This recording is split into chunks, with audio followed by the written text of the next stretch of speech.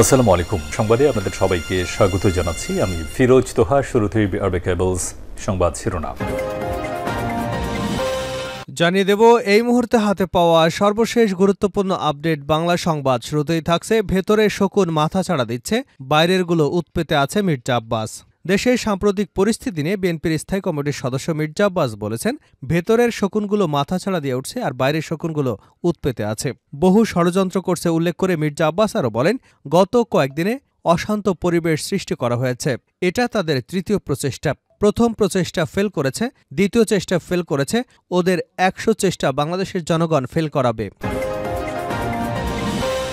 এবারে জানাবো, দ্রুততম সময়ের মধ্যে নির্বাচনের তারিখ ঘোষণা করা হবে রিজওয়ানা। জরুরি সংস্কার শেষে দ্রুততম সময়ের মধ্যে আগামী জাতীয় সংসদ নির্বাচনের দিনক্ষণ ঘোষণা করবে সরকার। তবে সেটি সব রাজনৈতিক দল এবং অংশীজনের সঙ্গে আলোচনা করে ঠিক করা হবে বলে জানিয়েছে পরিবেশ, বন ও জলবায়ু উপদেষ্টা সৈয়দা রিজওয়ানা হাসান। জানাবো, চিনয় কৃষ্ণ সহ ইসকনের ১৭ সদস্যের ব্যাংক হিসাব জব্দ। বাংলাদেশ সম্মিলিত সনাতনী জাগরণ জোটের মুখপাত্র পুণ্ডরিক ধামের অধ্যক্ষ চিনয় কৃষ্ণ দাস ব্রহ্মচারী ইসকন সহ বাংলাদেশের ১৭ সদস্যের ব্যাংক হিসাব জব্দ করা হয়েছে। এদিকে দেশ বিরোধী ষড়যন্ত্র প্রতিহত করতে ছাত্র সংগঠনগুলোর ঐক্যমত। জাতীয় ছাত্র সংহতি সপ্তাহ উপলক্ষে বাংলাদেশ ইসলামী ছাত্র শিবির এবং অন্য ছাত্র সংগঠনগুলোর নেতাদের মধ্যে মত বিনিময় এবং প্রীতিভোজ অনুষ্ঠানের আয়োজন করা হয়। এতে উপস্থিত নেতারা দেশের চলমান সংকট মোকাবেলা, জুলাই গণহত্যার বিচার এবং জাতীয় ঐক্য সুসংহত করার বিষয়ে একমত হন।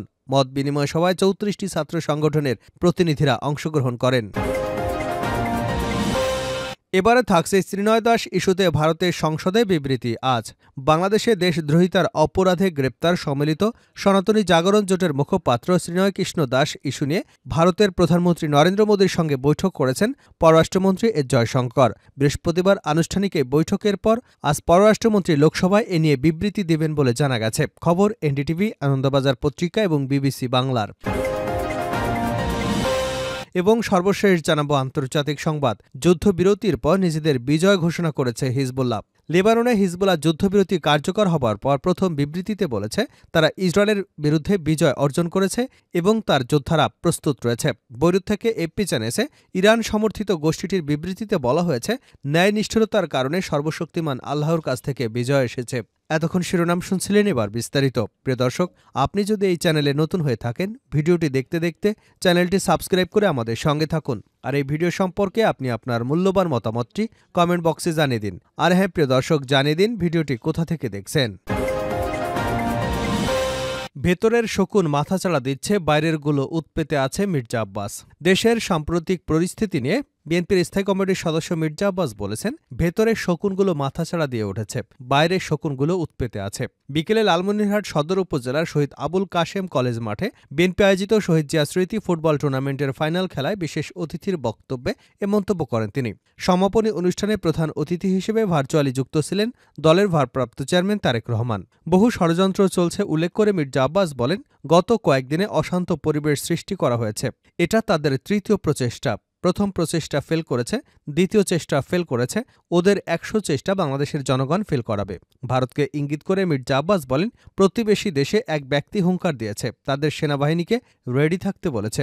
আমরা ছোট একটা দেশ, অনেকে বলে গরিব, আমি বলবো না এ দেশ গরিবের দেশ না। বুকে যাদের শক্তি আছে এটা তাদের দেশ। বুকে শক্তি নিয়ে যারা স্বাধীনতা যুদ্ধ করেছিলেন এটা তাদের দেশ। সুতরাং আপনাদের সৈনিকসহ লটবহর বহু থাকতে পারে, কামান বন্দুক বহু থাকতে পারে, কিন্তু আমাদের দেশে ১৩ থেকে ১৪ কোটি সোলজার যারা আপনাদের রুখে দেবার জন্য প্রস্তুত আছে।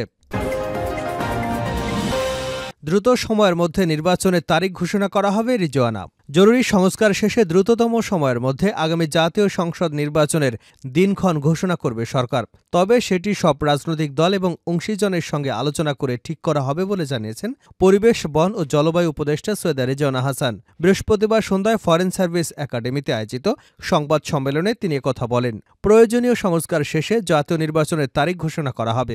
সংস্কারের সঙ্গে নির্বাচনের সম্পর্ক আছে উল্লেখ করে সৈয়দা রিজওয়ানা হাসান বলেন, সংস্কার কমিশন থেকে প্রস্তাব আসবে, জনগণ কথা বলবে, চূড়ান্ত সংস্কার প্রস্তাবনা হবে, সেই মোতাবেক যে পদক্ষেপ নেওয়া হবে তা নেব।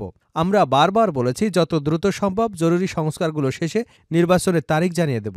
নির্বাচন বিষয়টি সরকারের নজরে আছে বলেই নির্বাচন কমিশন গঠন করা হয়েছে জানিয়ে উপদেষ্টা মাহফুজ আলম বলেন, সরকারের দিক থেকে দৃষ্টিভঙ্গি হচ্ছে সংস্কার যে জন্য বাংলাদেশের মানুষ জীবন দিয়েছে সেই সংস্কারের প্রক্রিয়া দৃশ্যমান হওয়ার পরে নির্বাচন হবে। রাজনৈতিক দলগুলোর সঙ্গে আলোচনা করেই এটা ঠিক করা হবে। উপদেষ্টা রেজওয়ানা বলেন, ৬টি সংস্কার কমিশন ২০২৪ সালের ডিসেম্বরের মধ্যে প্রতিবেদন জমা দেবার কথা থাকলেও কিছু কমিশন জানিয়েছে যে তাদের প্রতিবেদন জমা দিতে ১ বা ২ সপ্তাহ অতিরিক্ত সময় লাগতে পারে। বৈষম্য বিরোধী ছাত্র আন্দোলনের সমন্বয়কারীদের উপর হামলার বিষয়টি সরকার হালকাভাবে দেখছে না বলে জানান রেজওয়ানা হাসান। তিনি বলেন, এটি হালকাভাবে দেখার সুযোগ নেই। চিনয় কৃষ্ণসহ ইসকনের ১৭ সদস্যের ব্যাংক হিসাব জব্দ। বাংলাদেশ সম্মিলিত সনাতনী জাগরণ জোটের মুখপাত্র পুণ্ডরিক ধামের অধ্যক্ষ চিনয় কৃষ্ণ দাস ব্রহ্মচারী সহ ইসকন বাংলাদেশের ১৭ সদস্যের ব্যাংক অ্যাকাউন্ট জব্দ করা হয়েছে। বাংলাদেশ ব্যাংকের আর্থিক গোয়েন্দা শাখা, Bangladesh financial intelligence unit, Bangladesh bank এবং আর্থিক প্রতিষ্ঠানের কাছে সংক্রান্ত নির্দেশনা পাঠিয়ে অ্যাকাউন্ট জব্দ করতে বলেছে। বাংলাদেশ ব্যাংক সূত্র এ তথ্য নিশ্চিত করেছে। দেশবিরোধী ষড়যন্ত্র প্রতিহত করতে ছাত্র সংগঠনগুলো ঐক্যমত। জাতীয় ছাত্র সংহতি সপ্তাহ উপলক্ষে বাংলাদেশ ইসলামী ছাত্র শিবির এবং অন্য ছাত্র সংগঠনগুলোর নেতাদের সঙ্গে মত বিনিময় এবং প্রীতিভোজ অনুষ্ঠানের আয়োজন করা হয়। এতে উপস্থিত নেতারা দেশের চলমান সংকট মোকাবেলা, জুলাই গণহত্যার বিচার এবং জাতীয় ঐক্য সুসংহত করবার বিষয়ে একমত হন। মত বিনিময় সভায় ৩৪টি ছাত্র সংগঠনের প্রতিনিধিরা অংশগ্রহণ করেন। বৃহস্পতিবার সন্ধ্যা ৬:৩০টায় শুরু হয়ে রাত ১০টায় শিবিরের কেন্দ্রীয় কার্যালয়ে সভাটি অনুষ্ঠিত হয়। শিবিরের দপ্তর সম্পাদক নুরুল ইসলামের সঞ্চালনায় সভায় সভাপতিত্ব করেন ছাত্র শিবিরের কেন্দ্রীয় সভাপতি মঞ্জুরুল ইসলাম। সভায় অংশগ্রহণকারী নেতারা বলেন, জুলাই গণহত্যার দ্রুত বিচার এবং জাতির ঐক্যকে বিনষ্টকারী দেশবিরোধী ষড়যন্ত্রগুলো প্রতিহত করা ছাত্র সমাজের দায়িত্ব। ঐক্যবদ্ধ ছাত্র সমাজই পারে একটি ন্যায়ভিত্তিক, ইচ্ছাপূর্ণ এবং বৈষম্যহীন সমাজ প্রতিষ্ঠা করতে এবং অপশক্তির বিরুদ্ধে প্রতিরোধ গড়ে তুলতে। তারা বলেন, শিক্ষার্থীদের ভবিষ্যৎ নিরাপদ রাখতে এবং দেশের স্বাধীনতা সার্বভৌমত্ব রক্ষা করতে ছাত্র সমাজকে ঐক্যবদ্ধভাবে ভূমিকা পালন করতে হবে। মত বিনিময় সভায় মঞ্জুরুল ইসলাম বলেন, জুলাই গণহত্যার বিচার শুধু নিহতদের প্রতি দায়বদ্ধতা নয়, এটি জাতির প্রতি ন্যায় বিচারের অঙ্গীকার। সভায় আলোচনা হয়েছে কিভাবে জনমত গঠন করে এই বিচার প্রক্রিয়া ত্বরান্বিত করা যায়। তিনি আরও বলেন, গণঅভ্যুত্থানের পর দেশকে বিভক্ত করবার যে কোনো চেষ্টা প্রতিহত করতে ছাত্র সমাজ ঐক্যবদ্ধ প্রতিরোধ গড়ে তুলতে সক্ষম। শেষ করছে আন্তর্জাতিক সংবাদ দিয়ে। যুদ্ধবিরতির পর নিজেদের বিজয় ঘোষণা করেছে হিজবুল্লাহ। লেবাননের হিজবুল্লাহ যুদ্ধবিরতির কার্যকর হবার পর প্রথম বিবৃতিতে বলেছে তারা ইসরায়েলের বিরুদ্ধে বিজয় অর্জন করেছে এবং তার যোদ্ধারা প্রস্তুত রয়েছে। বৈরুত থেকে এএফপি জানিয়েছে, ইরান সমর্থিত গোষ্ঠীর বিবৃতিতে বলা হয়েছে, ন্যায়নিষ্ঠতার কারণে সর্বশক্তিমান আল্লাহর কাছ থেকে বিজয় এসেছে। সরাসরি যুদ্ধবিরতির শর্তাবলীর উল্লেখ না করে বিবৃতিতে বলা হয়, হিজবুল্লাহ যোদ্ধারা ইসরায়েলি উচ্চ আকাঙ্ক্ষা এবং তার আক্রমণের মোকাবেলা করার জন্য সম্পূর্ণ প্রস্তুত থাকবে। গাজা যুদ্ধ শুরু হবার পর হামাসের সঙ্গে সংঘাতের মুখে ২৩শে সেপ্টেম্বর লেবাননে হিজবুল্লাহর নানা স্থাপনা লক্ষ্য করে হামলা শুরু করে ইসরায়েল। দীর্ঘদিনের নেতা হাসান নাসরুল্লাহর অন্যান্য ঊর্ধ্বতন কর্মকর্তাকে হত্যা করে। যুদ্ধবিরতি চুক্তির আওতায় হিজবুল্লাহকে ইসরায়েলি সংলগ্ন সীমান্ত থেকে প্রায় ৩০ কিলোমিটার দূরে লিটানি নদীর উপরে ফিরে যেতে এবং দক্ষিণ লেবাননের সামরিক অবকাঠামো ভেঙে ফেলতে হবে।